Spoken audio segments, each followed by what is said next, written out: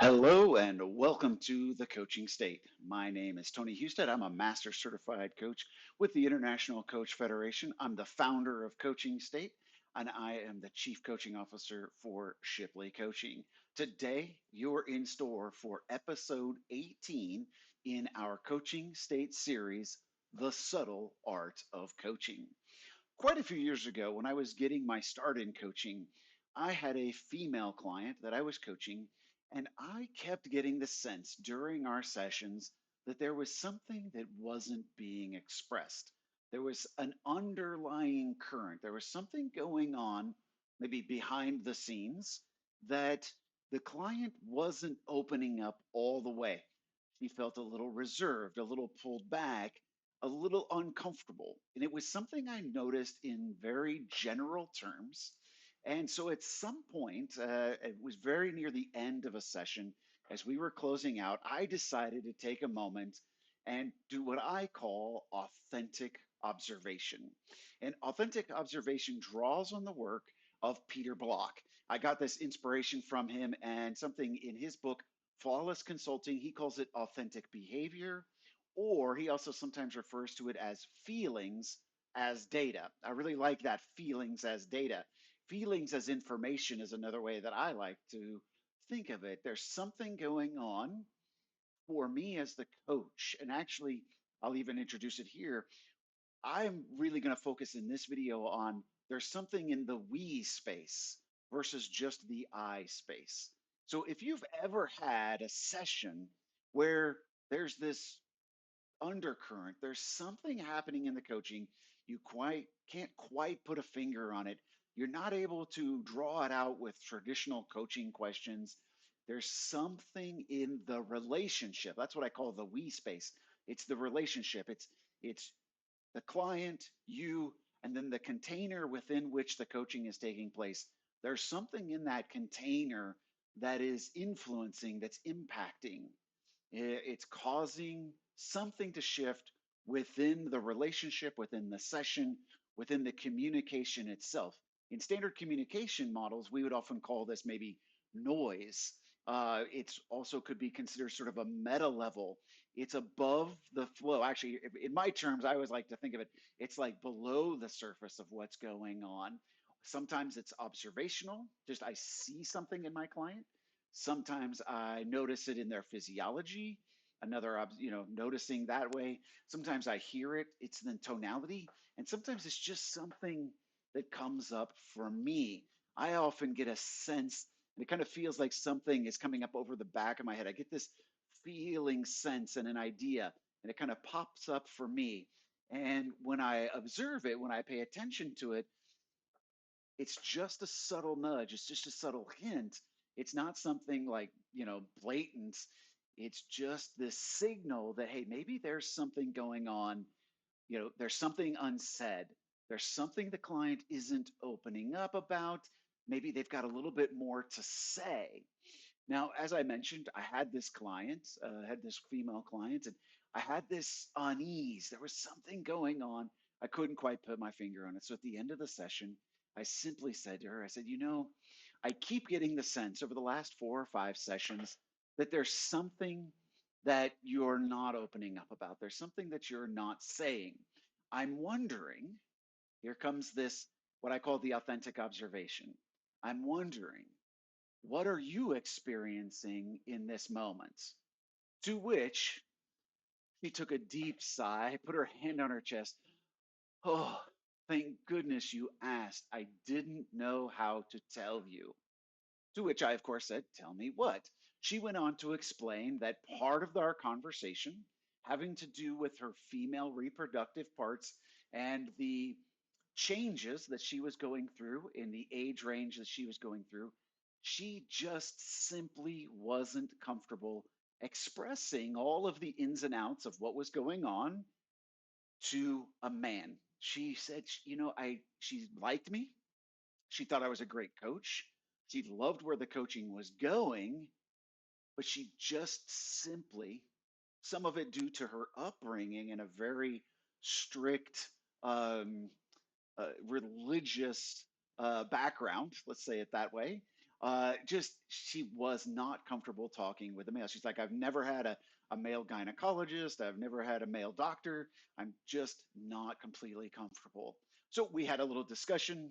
I agreed to assist her, referred her out as in line with the core competency, referred her to another coach who had many of the same skill sets as I had, who was a female, so that she could have that extra layer of comfort. So that is what we're talking about here when we talk about authentic observation. So again, let's start back to the main point here. Now, there is, before we get to that, there is an observation. In the core competencies, it says, makes observations, noticings, etc. And there's sort of that subtle, hey, I noticed when you said that you leaned back and you crossed your arms, you kind of looked off into the distance. What was going on for you? Now that's I'm observing the client and I reflect back. We have a term we use in our coach trainings, backtracking. I'm reflecting back. It's the basic skill of rapport. I reflect back what's happening. Now that is just an observation about the client. That's not entering the we space. What I'm going to focus on in today's video is more of that we space. There's something going on in the dynamic between coach and client. There's something going on in the dynamic of the coaching space, the coaching container. So this is about that relationship more so than just simply.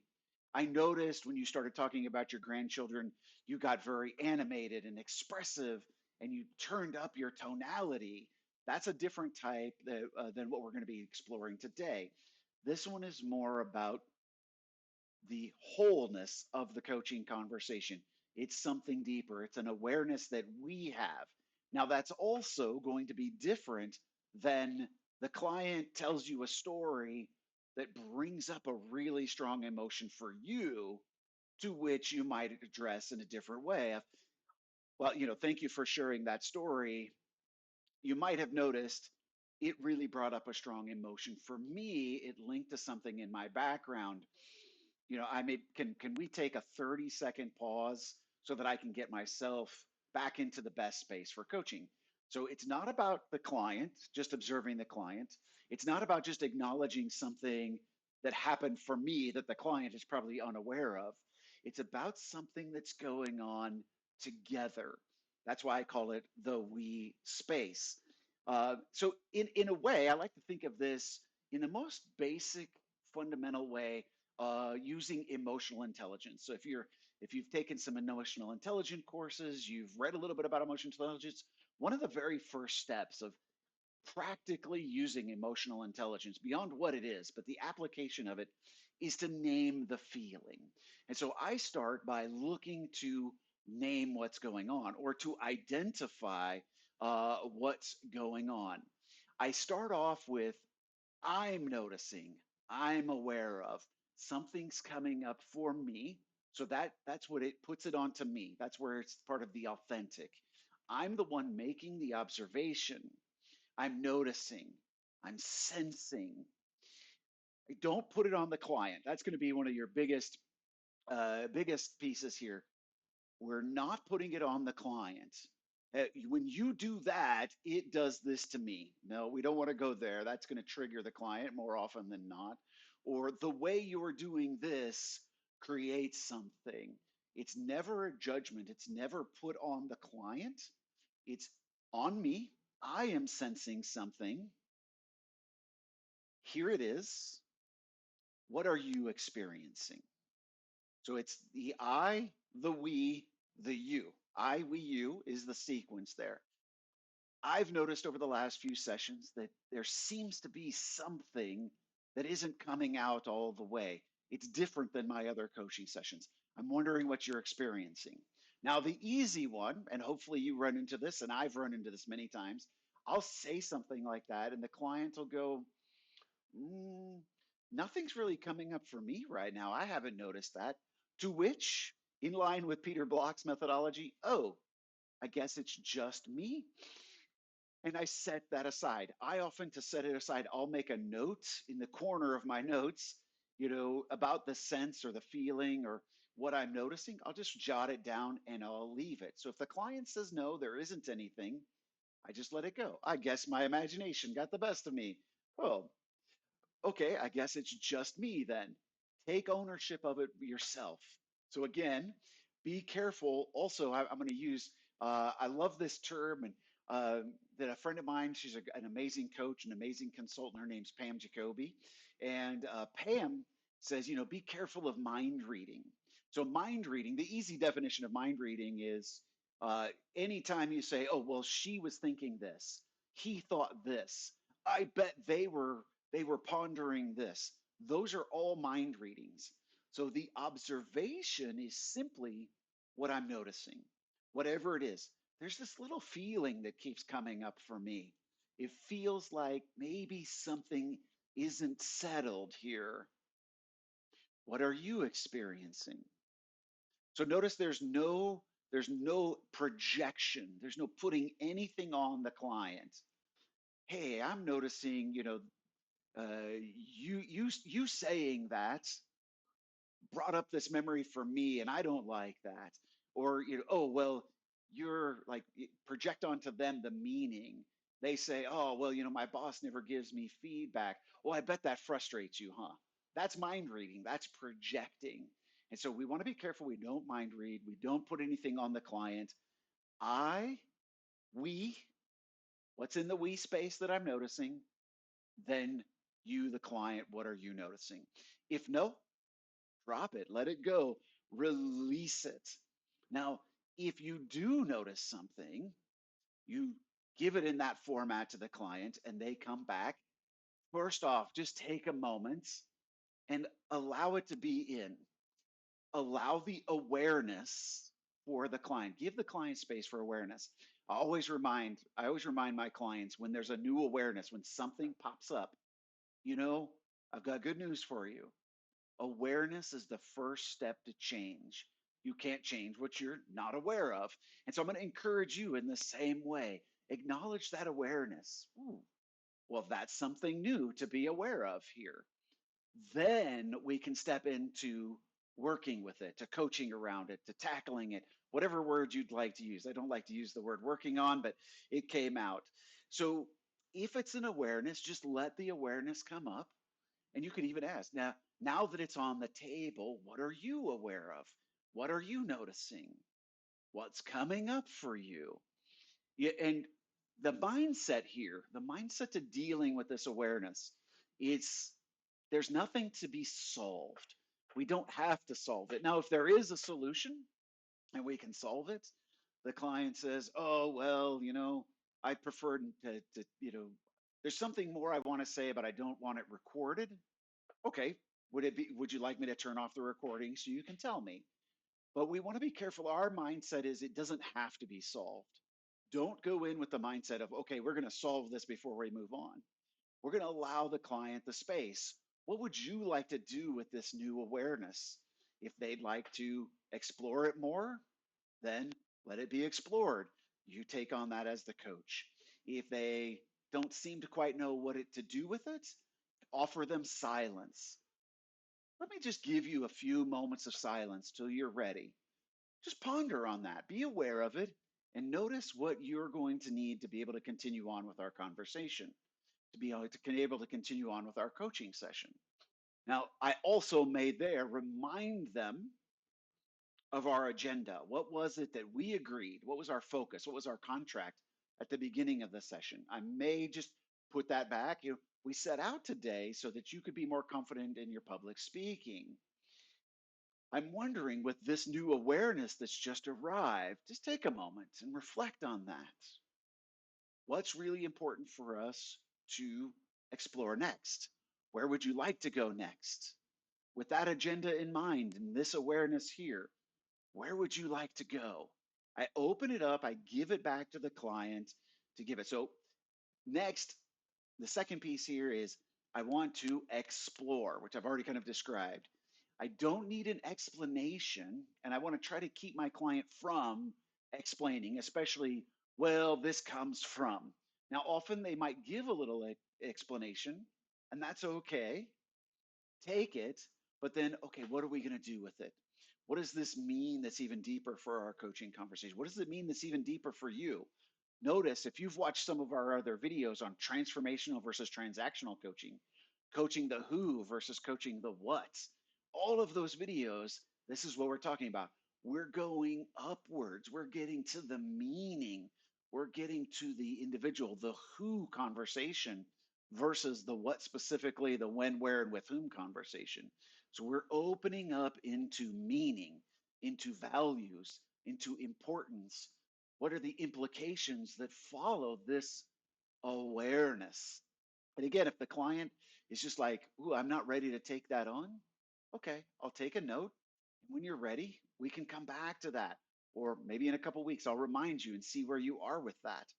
We never want to push too hard here. It's an invitation, not a push. So we want to explore. We also don't want to direct. We don't want to tell them, here's what you should do with this. You should ball that up. That's just some old garbage. Let's just ball that up like a piece of paper and shoot it into the garbage can. Don't direct here. Really open up and allow a wide open space for creativity. I sometimes like to think of it too as I like to let it simmer. It's like putting it on very low setting on the stove. Mr. Client, I know you've just had this new awareness that came up for us as we were coaching along. How about we just let that simmer for a minute? And as we get closer to the end of the session, I'll bring it back and we can check in and see how it's doing. We can stir it a little bit, maybe see what we want to do with it. We could always even defer it to another coaching session if it doesn't fit in today. So I like to use that metaphor of letting it simmer. Last step, I want to validate. I want to validate that moment. And the way that I do that is I normally do an appreciation. I appreciate their willingness to be open with me, to go there with me, to explore that with me, to allow that new awareness to open up and to share it with me. So I appreciate from them their vulnerability, their openness, their their insightfulness. If something really insightful comes out of it, I'll appreciate that insightfulness right then.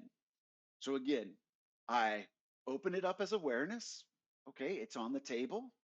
We explore it in whatever way you would do with a coaching, and then I validate with some appreciation. Now, some other tips here. Make sure that when this comes up, if it's a new awareness, the client isn't, you're going in this new direction, you've brought this observation. Slow down. We want to notice what's really there. Ask deepening questions. Go behind the initial. A lot of times it'll just be this little initial idea of, oh, well, I don't really like talking to my boss. And and I didn't want to say it, because the boss is paying for the coaching, like in a third party situation. We want to slow down. Again, that's kind of goes back to that simmering that I said. Um, Slow down, let it come to the surface, let it emerge naturally as is comfortable for the client. Don't pick up your pace here. Don't press. Don't push. Allow it to become open. So, again, one last time here, let's just take a look at what we do. We notice what's in the we space. I, we, you. We name it, what is going on. Often I'll name it because this is what it seems like to me, what's coming up for you. If they rename it, take their name, and we're going to backtrack that. We're going to use it. Allow it to be present. Allow the awareness to be present. Allow it to come up naturally. See what emerges, and then validate that moment. And the validating the moment is really important here because we want to acknowledge that moment of vulnerability for the client. It's not just any moment. This is a key moment. This is an exciting moment. Something has uncovered that we really want to open up. Now, all of this that we've just explored here, this hits a whole bunch of core competencies. It hits 5.01, 5.03, 5.04, all inside of maintaining presence. By the way, these are the updated core competencies for 2025 that I'm referring to. Active listening, 6.3, 6.4, 6.5. These are all skills that are just hitting those core competencies right there in the center. I really love the evoking awareness, 7.5, 7.8. 7-Eleven, my favorite competency, 7-Eleven. It's so refreshing. Sorry, but all right, so 7-Eleven is making observations without attachment. Notice as I described all of this, what I put out there, that I, we, you, when I put it out there, I am not attached to it. If my client says no, they're not experiencing anything like that, okay, and I let it go. It must have just been me. Sorry for the interruption, etc. I just move right along with it. If there is something, I let whatever it is come to bear. I'm not, I don't have my own agenda. I don't have an attachment to it. I don't have any type of assisting with it. If the client doesn't want to explore it at that moment, thank you for letting me know. If you'd like to open that conversation up in the future, just let me know. So that's really, really key with these observations. So be careful again. We don't want to direct, we don't want to push. We just want to put it out there, naturally see what occurs, what arises for the client, acknowledge it, deal with it, appreciate the client for being there, and then we roll right back in. And how does that apply now to what we set out today of X and Y from our agenda? And we just carry right back onto the coaching session, unless it goes in a whole new direction and the client's like, actually, that's what's really the thing is. So in our methodology, we call that re-agendaing. So I go back to my agenda setting series of questions. I reset the agenda as long as we have enough time for it, a refocus within the session. Otherwise, I would invite the client to do it in our following session the following week. So I just simply deal with it in that moment and then either continue on with my coaching, or if we re-agenda, open it up into a whole new coaching conversation to use that as the primary focus. So, my call to action for you is to begin to notice what's going on under the surface. What's happening in your coaching sessions that's subtle? These are often little tiny percolations. It's something subtle underneath. It's a little tingle, it's a little twinge, it's a little noticing. Just notice what those are for you, and notice what happens when you bring it to the client's awareness and you offer it up. I'd love to hear your experience with this, what questions you use, what challenges you might be facing. I'll invite you to drop those down in the comments below. Leave your questions, leave your ideas, leave your comments. We'd love to get into a discussion with you. Like this video, share this video, and if you're really enjoying all of our subtle art of coaching, please subscribe to our channel. We would greatly appreciate it. We hope you have a great coaching week, and we look forward to seeing you in our next episode, episode 19.